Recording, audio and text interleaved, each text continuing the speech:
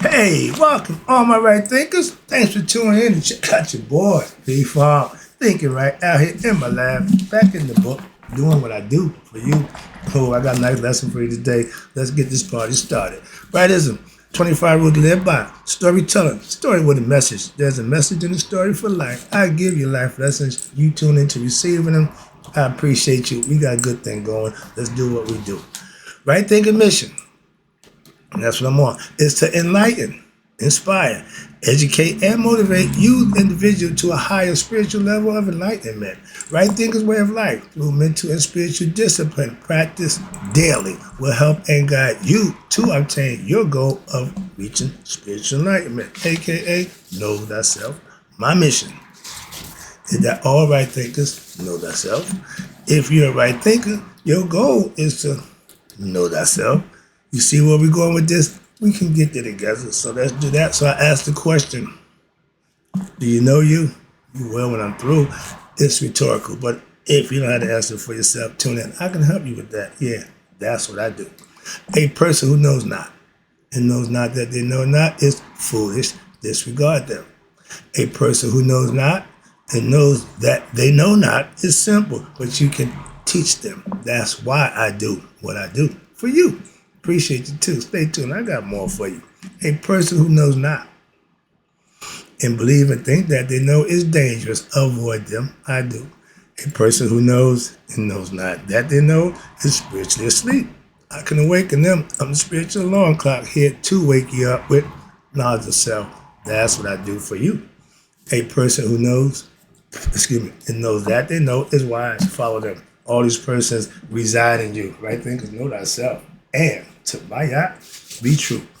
Let's talk about right things. Let's talk about the ancient history of meditation. It's been around a little while.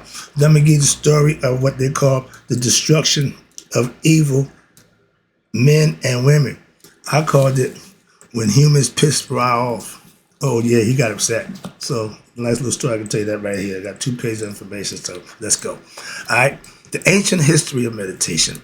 The practice of meditation has received much publicity due to what? The resurgence of the interest in the Eastern religions. They all hell bent on what they do in the East. Okay, that's fine, but so much, watch this, so much that most people in modern times today consider the practice of meditation as having originated in India or China. Misinformation again, because we don't run around, we started this, we started that. We ain't big on that, but just a little information. I got you. However, if you did a little deeper research, and I do my due diligence into what ancient Egyptian mythology, and that's what I study, and philosophy, what I practice, it reveals what? That the practices which are today known as yoga were practiced, you ready? Thousands of years ago in ancient Egypt. Well, everything started in Egypt. You talking about what? No. Just give me information. You can do what you want with it, moving on. But there, watch this. These practices included daily meditation, vegetarianism, vegans, okay? We are not meat eaters, our ancestors were vegans. As well as what? The other major forms of yoga in every aspect, which survive to this day. The stuff that I keep telling you, I got all our ancient concepts. Everything we do today can't even come close. And all of it's just spin-offs. I keep explaining that to you. So just get the real thing. Tune in, I got you. But perhaps, watch this, perhaps the earliest recorded meditation practice and instruction comes from what? The teachings of, you ready? The destruction of mankind. I'm about to give you that lesson right now, okay? Why? Which is inscribed in a hieroglyphic text on the walls of the chamber in the tomb of King Seti I. And he go back to ancient Egypt, who lived between 2000 and 1250 BCE. We know that the Indians didn't come up with their philosophy, Hinduism, until 800 BCE. So we was doing it before that. That's my point. You got numbers don't lie, so I'm just making a point. So I don't have to argue. When you make a fact, It ain't arguable. It's a fact. It's the point. Move on. From 2000 to 1250 BCE or earlier. That's just an estimate. Okay, but it describes the words of power we call Heka, visualization, and posture and elements of what? Meditation, and the procedure for practicing the meditation. I learned meditation from the ancient Egyptians, not from the Indians or the Chinese or the Hindus. I'm just saying. I can vouch for that again. Experience. Now, a compendium, I'm going to give you it right quick, of the myth. Remember, it starts with the myth. It's included below, I'm going to tell you about now. Now, because what? It contains pertinent information of the mystical teachings in reference to what? The mystical psychology and the nature of what? Human consciousness. Following the compendium here, there will be a gloss or a brief commentary to elucidate the mystical implications of the myth. I'm going to break it down for you a little more. You're going to have some fun with it. But a meditation based on what? The teachings of the myth will be presented in the final section of this manual. So when we get to the end, I'll give another story for you. But right now, I'm going to tell you about, they call it the creation story. Remember, they spoke like this. You're supposed to know the hairdress of each one of them. You know, they're talking about this is the bark of Ra. That's Ra in front. He stands on Mayat. But all these is aspect of your character. This is all that goes on inside you. Some of it for the universe, some of it for inside you, but it's all giving you information that you can use to what? Know you. So right now I just showed you a picture from, it's called the creation. That's from the hieroglyphic text entitled The History of Creation. He's telling you how nature started from Shu, Tafnut, Geb, Nut, Asar, Set, Nephet, and Haru, which is us in the physical form. They broke it all down. I gave lessons time and time again. But I just showed you, which is Ra and the company of God and goddesses in his bark of 1,000,000 years. 1,000,000 years is a long time. Just think about that. That ain't eternity, just 1,000,000 years. They didn't say forever. They just said 1,000,000 years. Y'all talking about 1,000 years. Like, man, 1,000 years ain't nothing. You get 1,000,000, now you're talking. And they had already had that concept.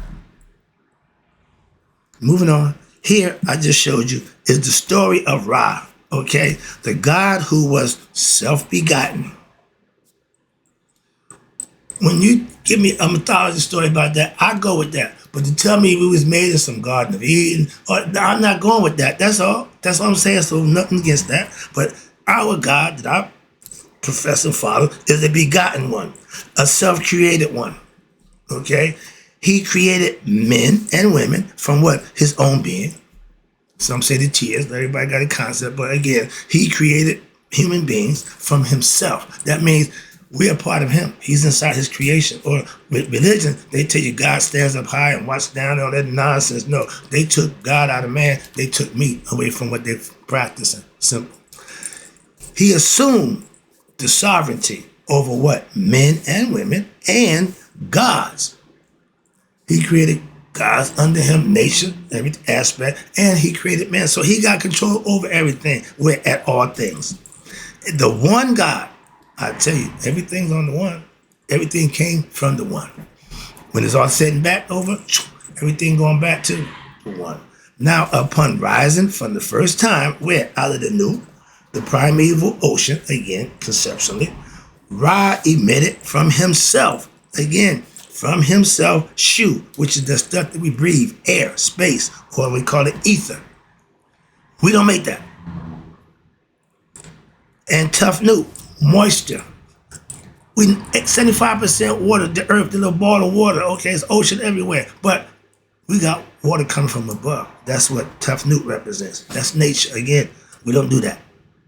All these are things that man don't do. So there had to be a higher power at work, higher consciousness, putting things in perspective for us. And this is the creation story that we tell from the Egyptian concept.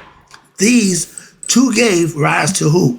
Geb, which represent earth, the physical matter, And Nu, which is sky, aka heaven. The starry deck lady stand over top. And Mayat, there we go, my girl, is, listen, this is why I got so much respect. Mayat is the daughter of Ra. It is said that Mayat is the foundation of creation and that Mayat is what everything is based on, since Ra himself stands in his boat of creation and he stands on the pedestal of Mayat. I always felt like if it's good enough for Ra, it's good enough for me. So that's why I'm big on Mayat. That's my way I've shown her respect. Every time I get involved, before I start anything, she gets her praise. Just like y'all say amen after every prayer, I invoke Mayat before I engage in anything. Same thing, philosophically, so don't get it caught up. But now let's talk about the destruction of evil men and women. This should be fun. It should be a good little story. I laugh because I'm going to dress up a little bit and, put 20 on 10 every now and then. Super up. Right. When the story starts off as a goldfish. Like Tom has been told a few times, that same goldfish is a damn whale. So yeah, everything just expands. We got a way of doing that. So let me just have some fun. All right, but from the hieroglyphic text entitled The Destruction of Evil Men and Women. Now, when Ra walked the earth with us, this is what they're telling you. Now men and women were now speaking words of complaint, saying, oh, this mama, he got old. Look at him. He all old and he ain't strong as he used to be. His health is getting bad. He's growing old. His bones is like becoming like silver, and his members have turned into gold, and his hair is like unto real lapalooza. I mean gray white. Okay, I'm trying to get my beard to do that. But his majesty beard the words, or he heard, majesty heard the grumblings. This is like Trump. This is him doing his Trump mimic. He got pissed off. Oh, really? Oh, really? Okay. All right. You ungrateful. Let my man just train today. Watch this. So Ra heard the words, okay, and the complaints which women were uttering. And his majesty Ra, life, strength, and health to him, said unto those who were in his train, his crew. Okay, they call it the train, but his crew. He always traveled with the crew. But cry out and bring to me my eye. The story goes, when only thing was here was Ra, when he just had Shu and Tefnut, they went into the abyss or into the ocean and got lost. He plucked out his eye and sent it to go find them. The eye did his job. Ujat, it's right here, this is the eye. When he came back, he had replaced the eye, and the eye was pissed. Eye is a female, okay? What's this? It started ringing. Okay, if you're, I gotta use the exact cape, but you're a pimp, and two of your hoes getting out of pocket, you gotta check that situation. I hate to put around that daughter, but I'm trying to make it so layman term, trying to get you to understand. You got two women beefing, you got to appease both of them, okay? The one that's here, she happy, but the one that ain't there, she pissed. You got to appease her. Okay, here, put it right here. That's how she got the brow to appease her, because she's about to rip the eye. I knew. Just had to get that analogy out. I couldn't wait to get that with girls. That's all I keep thinking about. How your girls, you out there in the corner and they riffing, and you got to check them. So Rod checked. She became his bottom bitch. The eye of Rod, that's Fuja. Too funny. Sorry about that. Got a little personal there. All right, get back to the lesson. But the eye, bring me my eye. And Shu and Tefnut and Geb and Nut and what? The father, the gods, he the father god, and the mother gods who were with him. That means he called everybody. He called the council meeting. All right, everybody come in. And when it was all, they were at the Nu, side by side with my God, Nu. Let there be brought along with my eye, what? Its ministers. Who is that? And let them be led to me here secretly. Don't tell nobody, but come here. So that men and women may not perceive them coming, and may not therefore what? Take to flight with their hearts. All of a sudden want to act good and righteous. Y'all wilding out. Okay, y'all going in all right. Okay, no, don't worry. I told you, the ancient times, the price for sin was death. This where it started. What's this? So come through, come down with them to what? To my great house. Big house. That's what the whole concept of the big house, that's God's mansion in the sky that y'all talk about. I get the concept. What's this? That's where y'all get it from. Y'all ain't made nothing up new. All right. But the great house. And what? Let them declare their plans.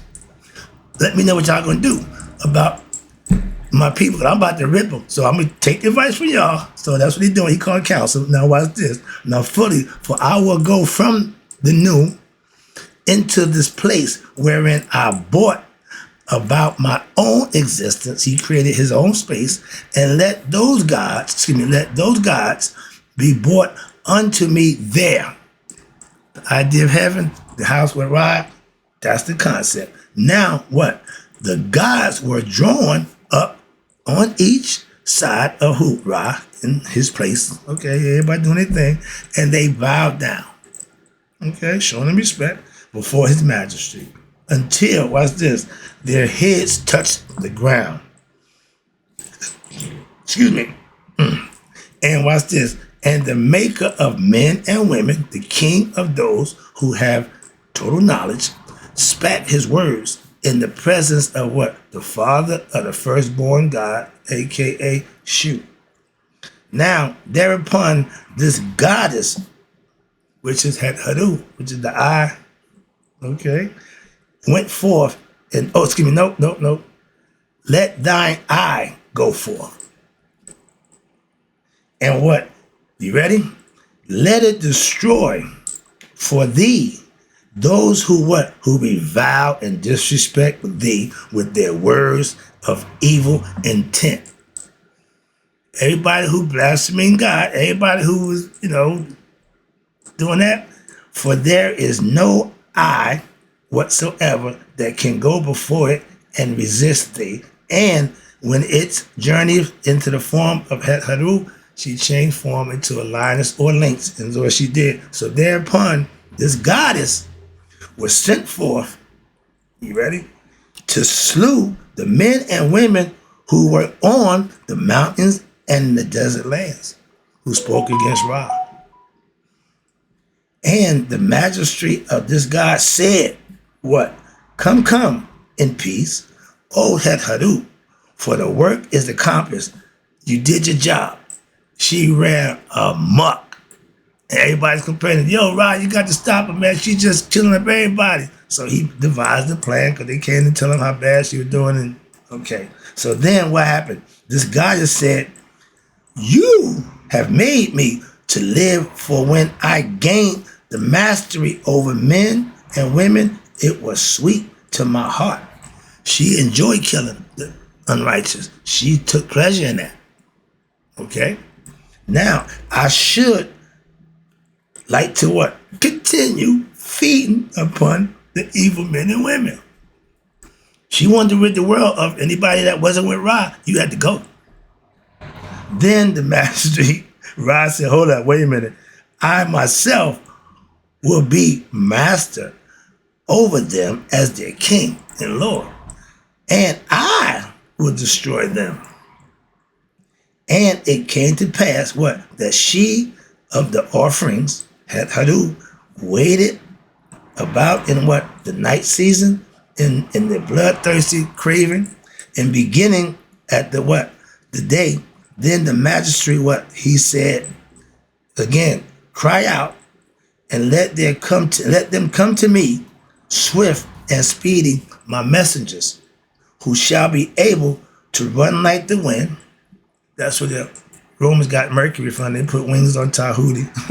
And straightway, these messengers were brought onto him. And the magistrate of this God spoke again, saying, let these messengers go to Abu and bring unto me the mandrakes. Okay, other people by great numbers. I need a whole bunch of people to pull this off. So y'all go get them. Okay, they all came in, worked together, put together a concoction so they can give it to Het Hadu to drink thingless blood. That's the story. Vessels and vessels, over 7,000 of them. They all came together and did that. And what happened? Now, where'd she go?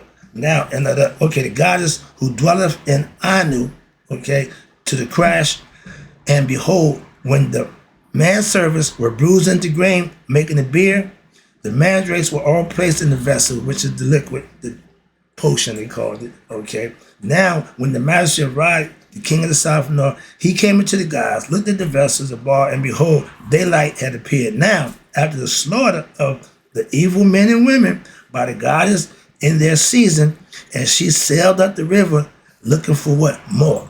The magistrate of Ra said, it is good that she has what? Displayed the power of righteousness and punished the evil ones. Nevertheless, I must protect men and women now against her, because she's on the rampage. She done went buck wild. And Ra said, let them take up the vessels and carry them to the place where she slaughtered the men and women, the old spot where she did her thing.